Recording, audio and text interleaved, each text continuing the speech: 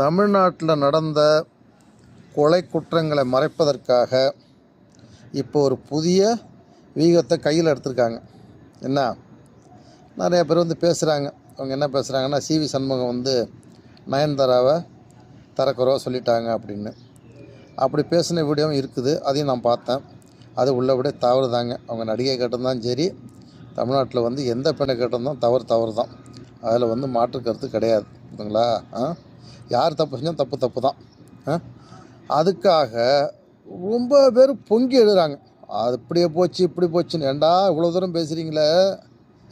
CV Shanmugam பேச தப்புன்னு நீங்கள் சொல்கிறீங்களா? தப்பு தாண்டா.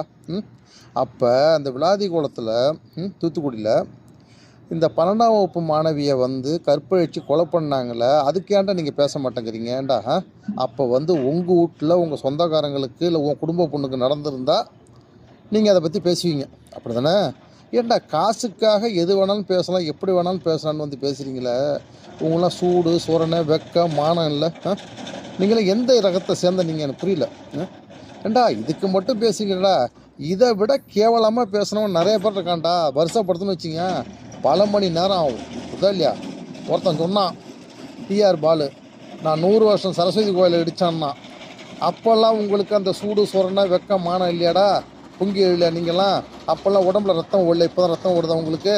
அவன் சொன்னான். இன்னொருத்தன் சொன்னான், ஆண்டிமுத்து ராசா, என்ன நீ சூத்திரன், நீ இப்படி இருக்கணும் அப்படி இருக்குன்னு. அது விபச்சாரி மோகன்லாம் இந்துக்கள்லாம். அப்போ உங்களுக்கு சூடு சோரணை வெக்கமான பொங்கி வரலையாடா?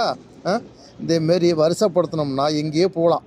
இந்த சிவி சண்முகம் அப்படி பேசுனா சொல்லிவிட்டு அதுக்கு ஒருத்தன் பேசுகிறான், குடியாத்தம் கும்பரங்கிறவன்.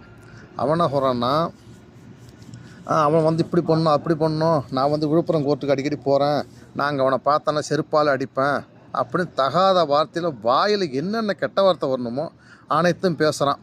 அதை நீங்கள் ரசிக்கிறீங்க. அவனுக்கு துப்பாக்கி ஏந்திய காவலர் பாதுகாப்பில் போயிட்டுருக்காங்க.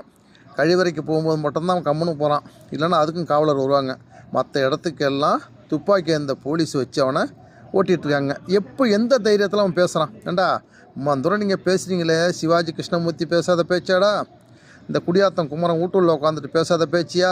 அவனை எத்தனை முறை பெண்கள் விளக்கமாத்தோடு எடுத்துகிட்டு போய் அவன் வீட்டு வாசல் நின்றுக்கிட்டு அவனை அடிக்க போயிருக்காங்க. எத்தனையோ கட்சி, பிஜேபின்னு நிறையா போயிருக்கு. முதல்ல அதெல்லாம் கணக்கிட்ட முடியாது. அப்படிலாம் பேசுகிறவனை வச்சுருக்கானுங்க திமுகவில். இவனை இன்னமும் உத்தமம் மாரி ஒரு 10-15 பைத்தியத்தை இறக்கி விட்ருக்கானுங்க. நீங்கள் போய் எதை கொலைங்கடா பேசுங்கடான்னு. எல்லாம் 200-300க்கு என்ன முட்டை கொடுக்குறானோ இல்லை? அந்த 200-300 எத்தனை நாள் நீங்கள் சாப்பிட முடியும்? ஒரு நாள் தான்டா. 1 லிட்டர்